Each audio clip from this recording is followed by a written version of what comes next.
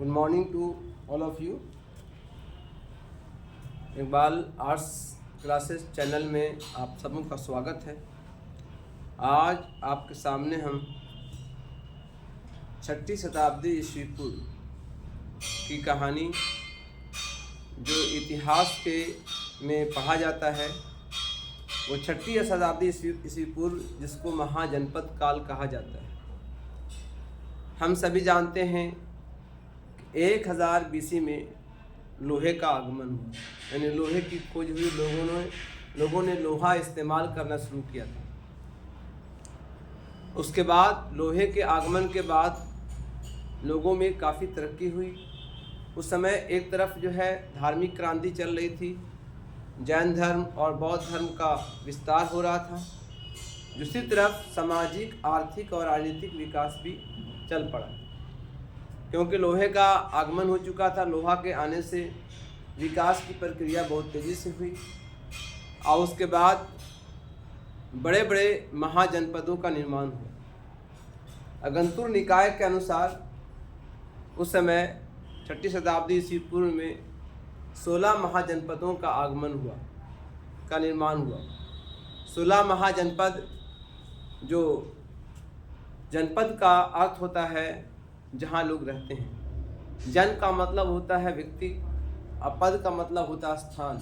जहाँ लोगों का स्थान रहता है, जहाँ लोग निवास करते हैं, उसको हम लोग महाजनपद कहते हैं। तो प्राचीन काल में 16 महाजनपदों का जन्म हुआ था।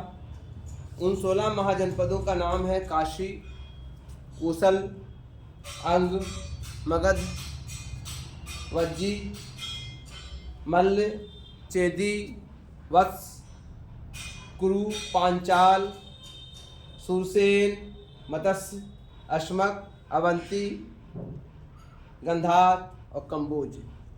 ये सब बड़े बड़े महाजनपद का जन्म हुआ। और ये महाजनपद जहाँ एक राजा का निवास होता था, जहाँ राजा की हुकूमत होती थी, यानी एक वंशज की दौर चलता था। उस सारे महाजनपदों में से एक बड़ा महाजनपद था मगध। सबसे बड़ा महाजनपद था मगध।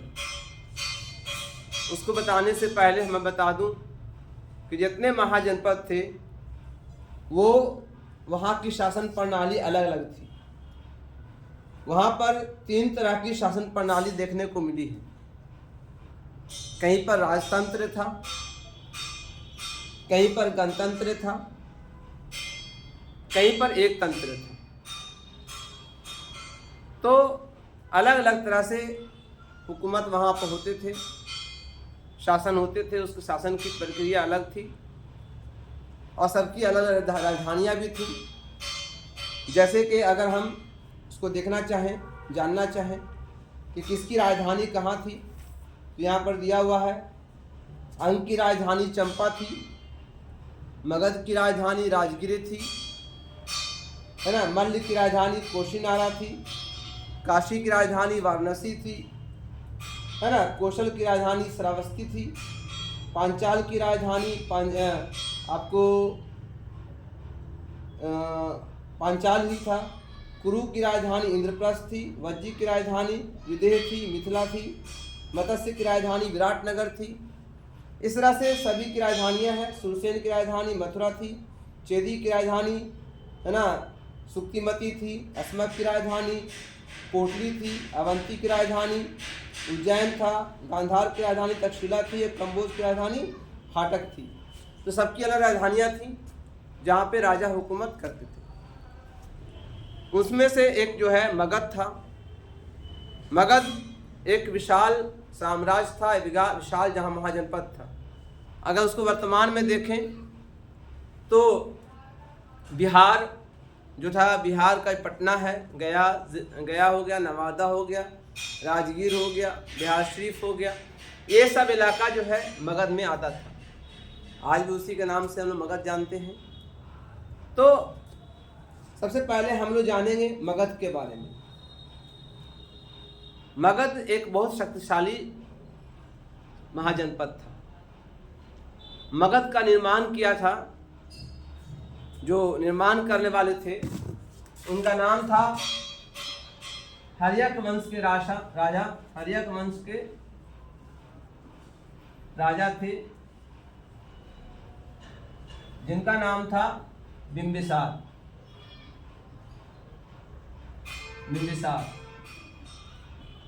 जिसने 80,000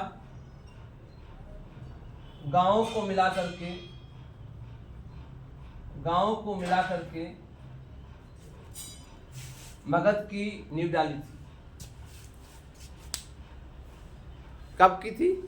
तो ये किया था बिंबिसार ने, इसकी जो स्थापना की थी मगध की, वो क्या था 544 बीसी में। कब क्या था? 544 बीसी में मगध की स्थापना हुई। मगध एक महान साम्राज्य था, विकसित साम्राज्य था। उसके पीछे कई कारण थे। सबसे पहले तो मगध इसलिए विशाल था, इसलिए ताकतवर था, शक्तिशाली था, क्योंकि मगध में महान राजाओं का जन्म हुआ। जैसे बिंदुसार है, बिंबिसार है, अशोका है, चंद्रगुप्त मौर्य है, ऐसे बहुत सारे राजा मगध में आए। ठीक है। इसके अलावा मगध के शक्तिशाली होने का दूसरा कारण क्या था कि यहाँ पर कृषि बहुत अच्छी होती थी। यहाँ की मिट्टी बड़ी उपजाऊ थी और अगल बगल की नदियाँ जो है उपजाऊ मिट्टी लाती थी। सिंचाई की सारी सुविधाएं मौजूद थी। खेती बहुत अच्छी होती थी, खेती भरपूर होती थी। तो पैसे की कमी नहीं थी, धन की कमी नहीं थी। इसलिए यहाँ पर जो है ये बहुत ही विकसित महाजनपद था। तो यहाँ पैसे की कमी नहीं थी, दूसरा कारण था। तीसरा कारण ये था कि यहाँ की सेना बहुत मजबूत थी। यहाँ की सेना में हाथी बहुत होते थे, क्योंकि यहाँ पर जंगली इलाका था, जंगल में हाथी होते थे। तो उस हाथी का इस्तेमाल सेना में किया जाता था, ट्रेनिंग करके उसको किया जाता था।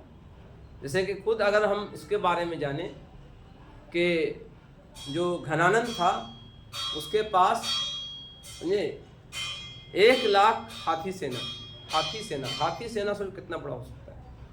उस ज़माने में जिस सेना में हाथी होता था वो सेना बहुत ही महान मानी जाती थी, उसको हराना नामुमकिन था। जैसे कि आज के युद्ध में अगर किसी के पास टैंक युद्ध है, ज़मीनी लड़ाई में टैंक जिसके पास मजबूत है वो ज़मीनी लड़ाई में पावरफुल है। उसी तरह से उस ज़माने में भी ऐसा ही था। तो वहाँ हाथी बहुत होते थे। इसके अलावा वहाँ पर मिनरल्स बहुत थे, माने लोहा और कोयला बहुत मिलता था, आज मिलता है। तो लोहा और कोयला मिलने के कारण वहाँ पर अच्छी मतलब उसके हथियार बनाने के लोहा मिलता था और उसको गला करके हथियार के रूप में तब्दील करने के लिए, बदलने के लिए कोयले का इस्तेमाल होता था। तो कोयला और लोहा बड़ी मात्रा में यहाँ मिलता था, इसलिए मगध जो है बहुत शक्तिशाली था। इसके अलावा यातायात के साधन थे, चूँकि नदियाँ थीं आसपास में। इसकी राजधानी जो थी वो राजगीर थी, जो 5 पहाड़ियों से घिरी हुई थी। चारों तरफ पहाड़ी थे जिनको कब्जा करना और जिन पर आक्रमण करना नामुमकिन सा था। तो ये भी एक कारण बना था। इसके अलावा जो है मगध के शक्तिशाली होने का और भी कारण बहुत सारा है कि यहाँ जो है बहुत सारे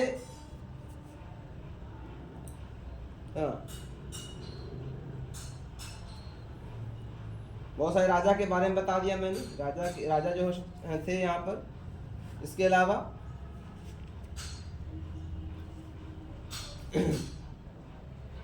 लोहे का भंडार था। इसके अलावा मैदान में बहुत खेती होती थी। हाँ, भौगोलिक स्थिति बहुत अच्छी थी। राजधानी इसकी। और आपका क्या हो गया, यहाँ पर जो है दलदली भूमि। यहाँ पर घोड़े और हाथी, मतलब घोड़े और हाथी अच्छे खासे जानवरों का बहुत अच्छा खासा यहाँ पर बहुलता थी। उच्च कोटि के घोड़े हाथी मिलते थे यहाँ पर। इसके अलावा जो है यहाँ के लोग जो है प्रगतिवादी थे। जैसे बहुत जगह था रूढ़िवादी होते हैं लोग, विकास नहीं करते। यहाँ के लोग प्रगतिवादी थे, रूढ़िवादी नहीं थे। ये विकास करना जानते थे, है ना। तो ये इसके कारण भी यहाँ पर जो है ये विकास हुआ, बहुत ज़्यादा तेजी से हुआ। इसके अलावा जो है आपका जो है अच्छी खासी वर्षा भी होती थी। वर्षा होने के कारण अच्छी खेती भी होती थी। जौ भूमि बतावे कि आपको। तो ये सब कारण था मगध के शक्तिशाली होने का। और जिससे राज्य का अर्थव्यवस्था बहुत अच्छा होता है, वो राज्य ज़्यादा विकसित होता है, वो राज्य ज़्यादा आगे बढ़ता है। तो अब हम जान लेते हैं मगध के बारे में। तो मगध के संस्थापक कौन थे? आपके बिंबिसार। कौन थे? बिंबिसार मगध के संस्थापक, जिसने 80,000 गांवों को मिलाकर के, है ना, इसने जो है मगध की स्थापना की।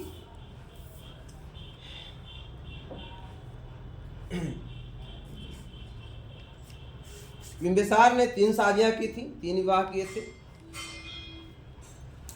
और ये विवाह जो था एक राजनीतिक मकसद से किया गया था। ये विवाह जो था राजनीतिक मकसद से किया गया था।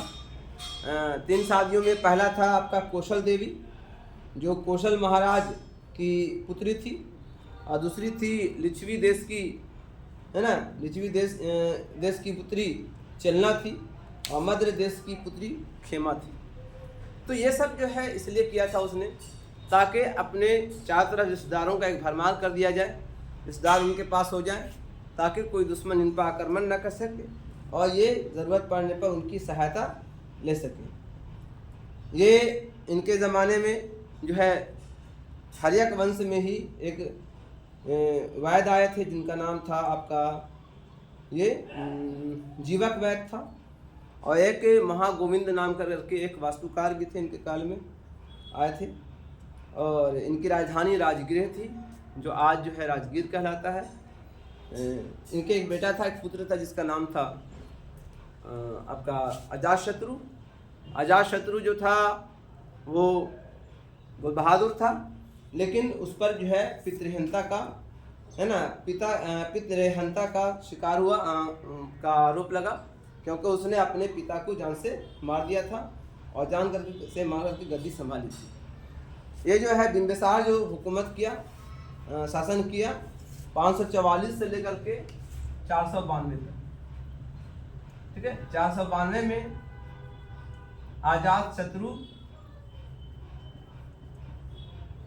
अजातशत्रु गद्दी संभाली। 492 BC में अजातशत्रु ने गद्दी संभाली, ठीक है। इसने अपने पिता को मार दिया, जान से मार दिया, और खुद गद्दी संभाली। अजातशत्रु भी एक महान शासक था, ठीक है। इसके पास 2 हथियार थे, एक का नाम था महाशिलकंटक, एक का नाम था रथमूषल, जो इस हथियार से अपने दुश्मनों का चकनाचूर कर देता था। हथियार से अपने दुश्मनों के रथ को मसल देता था, इसलिए उसको रथमूषल कहा गया, ठीक है। ये आजीवक संप्रदाय को मानता था, ठीक है ये। और इसकी राजधानी भी राजगृह थी। और उसके बाद जो है इसने इसको भेजे, इसके पुत्र ने मार दिया, उदयन ने। ये 492 से लेकर के 460 तक इसने हुकूमत किया। 460 BC तक हुकूमत किया। उसके बाद इसके पुत्र उदयन ने जान से मार दिया, उदयन, ठीक है। 460 BC में उदयन गद्दी पर बैठा, ठीक है। उदयन जो था उसकी राजधानी, उसने अपनी राजधानी बदल दी। इसने राजगीर से अपना राजधानी बना दिया पाटलिपुत्र। पाटलिपुत्र हम जानते हैं पाटलिपुत्र कहाँ है, पाटलिपटना को बोलते हैं, जो गंगा, पुनपुन और सोन के संगम पे बसा हुआ पटना है ना। लेकिन ये ज़्यादातर हुकूमत नहीं कर पाया, है ना, और इसको भी हत्या कर दी गई। उदयन की हत्या 444 में कर दी गई, 444 में BC में कर दी गई। और कौन किया? इसके जो है मंत्री थे, इसके मंत्री का नाम था शिशुनागपाल। शिशुनागपाल ने इसकी हत्या कर दी, ठीक है। तो शिशुनागपाल ने जब हत्या कर दी और उसने इस तरह से हर्यक वंश का अंत हो गया, है ना। हालांकि उदयन के पुत्र थे, उदयन के 3 पुत्र थे, अनिरुद्ध, मुंडक और नागदशक, जो अंतिम शासक ही बना। लेकिन आखिरकार शिशुनागपाल ने, है ना, अपनी हुकूमत स्थापित की और अपना नया वंश शुरू किया जिसका नाम था, है ना, शिशुनाग वंश। शिशुनाग वंश, शिशुनाग वंश की स्थापना। और शिशुनाग वंश की स्थापना की गई थी 412 ईस्वी में, 412 BC शिशुनाग वंश की स्थापना हुई। लेकिन ये भी ज़्यादा नहीं चला, है ना। शिशुनाग वंश में कई राजा आए, परंतु इसका जो अंतिम राजा था